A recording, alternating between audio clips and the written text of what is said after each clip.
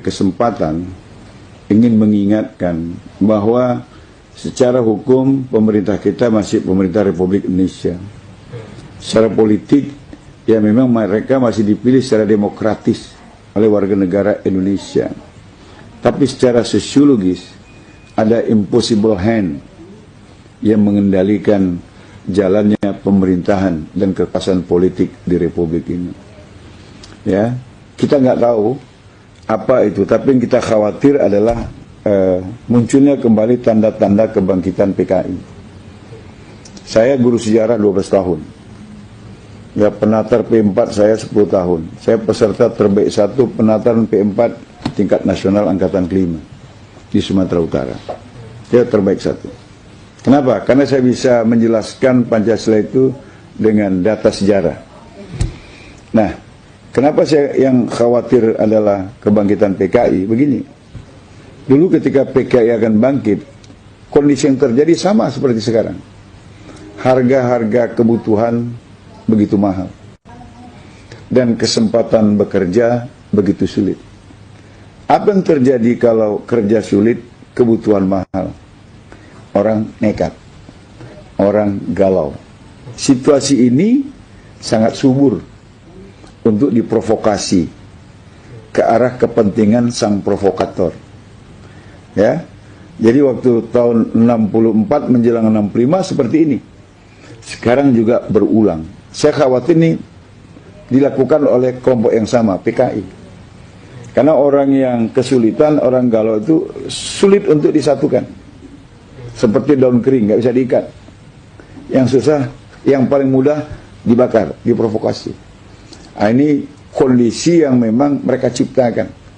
Jadi penguasaan ekonomi di segala sektor. Kita terkejut ketika Bank Dunia mengeluarkan data. Perekonomian Indonesia hari ini hanya berada di tangan 10 jari dari 2 tangan manusia. Jadi mungkin 9 naga tambah 1, kita nggak tahu. Seperti itu. Nah, ini kan mereka bisa men-setting apa saja. Mereka bisa men-setting apa saja. Lapangan pekerjaan kasih sama siapa, mereka bisa. Sekarang dikasih sama imigran-imigran Tiongkok. Legal maupun yang ilegal. Dulu sih boleh kasih pekerjaan sama orang asing. Tapi dalam rangka transfer teknologi. Sekarang pekerjaan kasar yang cuma bisa dikerjakan oleh bangsa kita yang nggak sekolah itu pun mereka ambil alih. Akhirnya bangsa kita kehilangan lapangan pekerjaan. Maka saya dukung statementnya Fahri Hamzah. Bangsa kita sampai ngemis-ngemis jadi babu ke negeri lain, sementara lapangan pekerjaan di dalam negeri dikasihkan kepada orang-orang Tiongkok. Ketika Menteri Tenaga Kerja kemudian menyerang Fahri, saya balik menyerang Menteri Tenaga. Anda nggak paham jadi Menteri Tenaga Kerja. Anda mau ambil sisi negatifnya saja. Ambil kontennya. Ya, proteksilah lapangan pekerjaan dalam negeri, kasih keluarga kita biar tidak jadi TKI, TKW. Anda kok marah-marah? Memang ada menteri yang bodoh, saya bilang. Nah, itu sudah terjadi ya. Kesulitan pekerjaan dan mahalnya harga barang. PKI dulu bangkit dalam situasi seperti ini. Kenapa? Rakyat mudah diprovokasi. Yang kedua, ciri kebangkitan PKI tahun 65 itu adalah kriminalisasi ulama dan tokoh bangsa. Lagi-lagi supaya masyarakat kehilangan arah. Nggak ada panutan. Jadi kalau ulama di stigma jelek, ulama di stigma negatif, tokoh-tokoh bangsa yang banyak berjasa dikatakan makar, di stigma negatif, kan mereka kehilangan arah. Karena tidak punya lagi panutan. Ini juga situasi yang diinginkan PKI. Kemudian pada masa lalu juga ada pendataan ulama, terutama di Pulau Jawa. Dan setelah didata, rata-rata ulama itu matinya tersembelih. Ya? Dan sekarang mungkin penyembelihan secara fisik, orang berpikirlah untuk melakukannya. Tapi penyembelihan secara ideologi, penyembelihan secara spirit, sehingga para ulama tidak lagi bersuara lantang untuk menyatakan kebenaran dan keadilan, itu pasti sudah terjadi. Karena ulama-ulama yang punya suara lantang ini sekarang itu dikriminalisasi. Jadi didata. Ada orang bilang kan nggak salah ulama didata, Romo. untuk meningkatkan kualitas. Ya benar, kalau yang mendata majelis ulama. Kalau yang mendata polisi, masa iya diajari nembak ulama itu, saya bilang. Diajari nangkap orang. Ya tujuannya impossible hand. Dan ini pernah terjadi di masa kebangkitan PKI tahun 65. Kemudian yang keempat, ada pemberangusan ideologi Islam. Ya, kita ingat dulu dalam sejarah, karena saya guru sejarah, pernah menceritakan ini kepada mahasiswa saya, kepada murid saya. Seorang guru masuk ke dalam kelas, menyuruh murid-muridnya pinjam mata, menadahkan tangan. Ibu guru kasih kami pensil. Maka anak-anak itu melakukannya. Ibu guru kasih kami pensil. Gurunya bagi-bagi pensil. Udah, buka mata katanya. Buka mata. Ada pensilnya? Ada. Berarti ibu guru ada. Betul anak-anak? Betul. Sekarang pensilnya taruh lagi di laci. Tadahkan tangan lagi, biar dapat pensil lagi. Mintanya sama Allah katanya. Pejam mata, ya Allah kasih kami pensil. Anak-anak bilang, ya Allah kasih kami pensil. Nggak ada tuh pensilnya.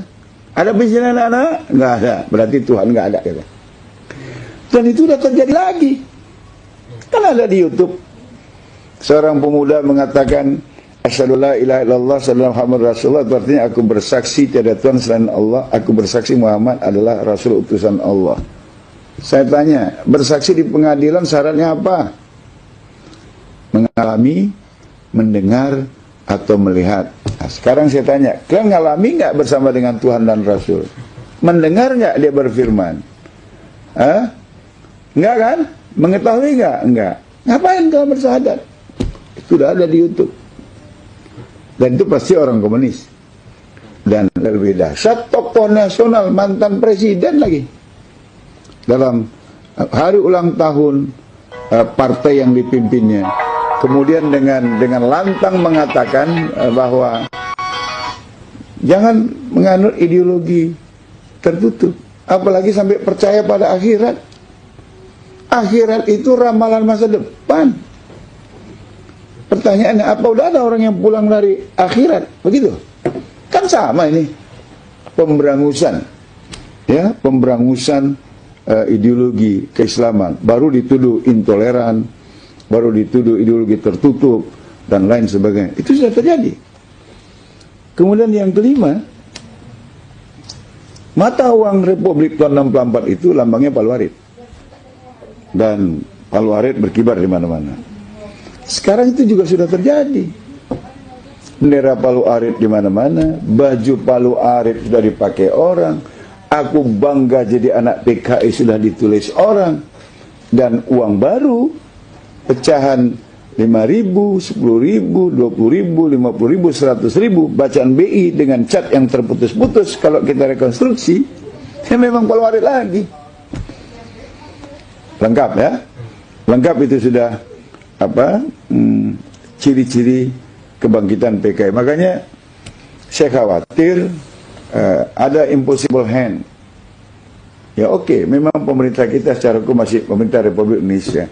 Secara politik dipilih secara demokratis oleh rakyat Indonesia. Tapi kenapa kebijakannya seperti ini? Saya khawatir ada kekuatan lain yang paling saya khawatirkan adalah impossible hand. Itu adalah PKI, karena ciri-cirinya udah sama dengan ciri kebangkitan PKI tahun 65 yang lalu. Dan ini patut diwaspadai oleh semua pihak, semua agama. Karena kalau PKI berkuasa, bukan cuma umat Islam yang dihabis, tapi semua mereka yang yakin kepada Tuhan itu.